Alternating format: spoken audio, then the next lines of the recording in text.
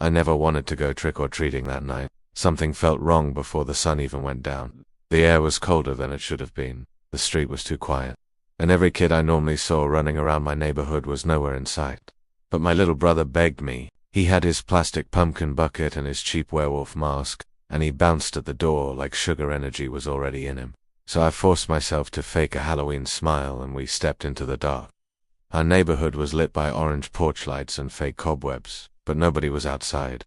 No kids, no laughter, no footstep. Just leaves blowing across the pavement and a feeling that something was watching us from between the trees.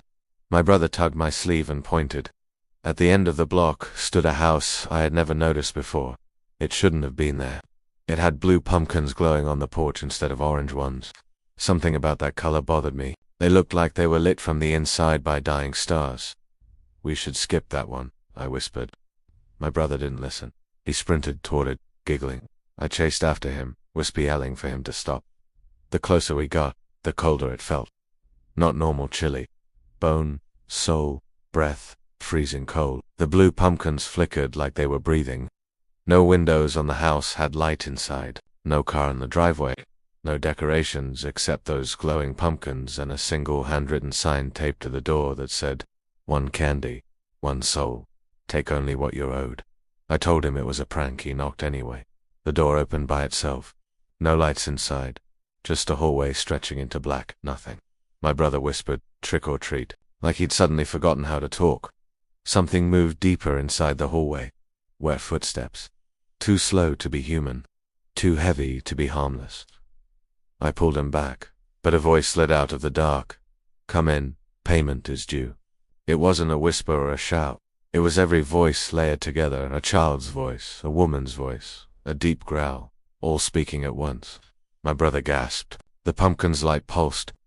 Something crawled toward us, dragging itself on the floor. We ran. Leaves whipped up in spirals around us. The street stretched farther than before, like the block grew longer to trap us inside a loop.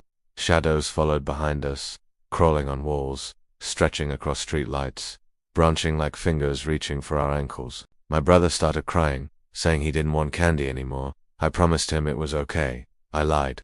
Halfway down the street, the lights in all the houses flickered out. Every single one. Like Halloween died around us. Then the footsteps started. Hundreds of them. Fast pattering feet like children chasing us. But I knew they weren't children. Their shadows were wrong long limbs, wrong angles, jaws hanging too wide. My brother tripped. I yanked him up and nearly tore his costume. We cut across a lawn toward home. I didn't look back.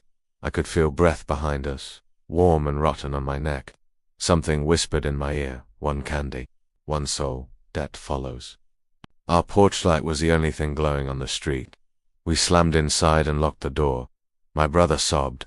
I looked outside and saw silhouettes filling the street, crawling, standing, twitching, all staring at our house.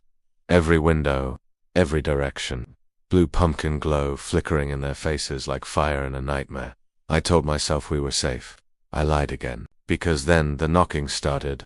Slow, rhythmic, wrong. Our doorbell camera notification buzzed. I checked my phone. A figure stood there holding a single blue pumpkin bucket. No eyes, no mouth, just stretched skin and dripping darkness where a face should be.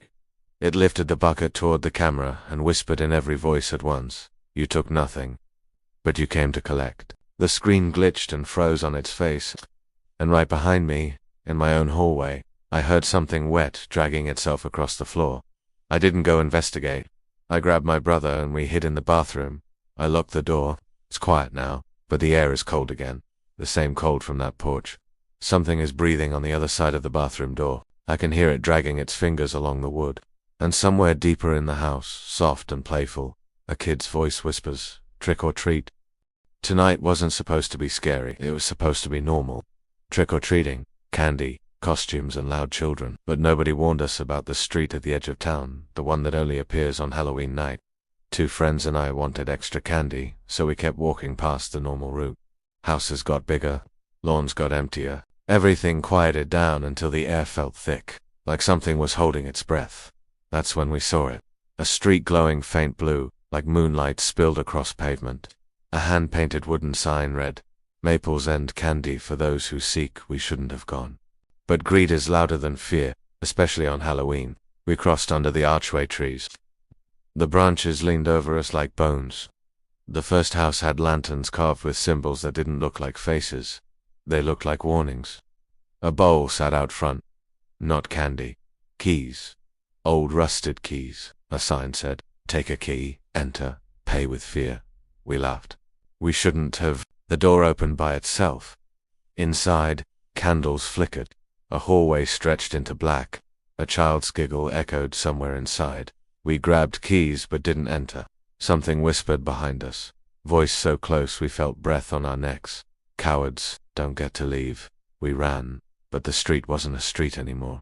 It stretched and bent, twisting like a throat swallowing us whole. Every house's door opened at once. Candy bowls spilled teeth. Jack-o'-lanterns melted into black goo. Shadows moved along rooftops like insects with too many legs. We tried turning back, the entrance was gone. Instead, a gate appeared, tall, iron bars wrapped in chains. And behind it, figures watched us. Pale faces, hollow eyes. Children with cracked skin and stitched smiles whispered, "Stay, stay, stay," my friend screamed. Something grabbed his ankle from a drain and pulled him under. Blood splashed across the curb. The drain sealed shut. Silence. The other friend bolted. I ran with him. Houses blinked in and out of existence. Street lamps flickered like dying fireflies. Something chased us, tall, wearing a shredded costume like a scarecrow come to life. Bones cracked with every step. Its voice rattled. "One candy, one soul. You came, you pay." We reached the end, or what should have been the end. Instead, there was just fog. Endless white fog. My friend ran in first. He disappeared. No scream, no sound. Just gone. I backed away slowly. The scarecrow thing stood in front of me, tilting its head like it was studying prey. It touched my chest with one long finger. My vision blurred. My bones felt heavy. It whispered, "You will walk again. Next year. To call the next. I'm home now." I think it let me go. But my reflection isn't right. When I blink, my reflection doesn't. When I breathe, it doesn't move. And deep in my chest, something whispers over and over, "You owe us fear." Halloween is over tomorrow. At midnight I think something is coming to collect. Because every time I close my eyes, I see Maple's End, and every time I open them, I hear footsteps getting closer to my door.